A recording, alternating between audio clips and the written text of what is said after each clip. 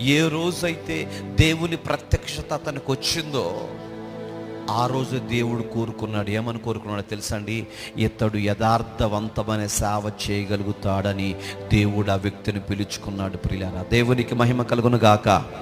నువ్వెలా పిలువబడ్డావో తెలుసా?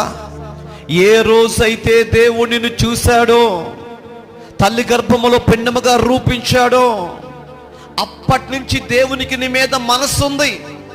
కానీ కొంతకాలము ఈ యొక్క లోకములో ఏమి జరుగుతుందో, ఏది పాపమో, ఏది చెడో, ఏది మంచో, ఏది మంచి కాదో తెలియాలని కొంతకాలం నిన్ను వదిలేశాడు. ప్రియులారా,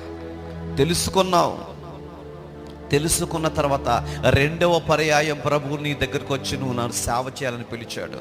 అంటే పాపం యొక్క లోతు నువ్వు తెలుసుకున్నావు, అక్రమం యొక్క, అన్యాయం యొక్క, దాని యొక్క బరువెంతో లోకములో తెలుసుకునే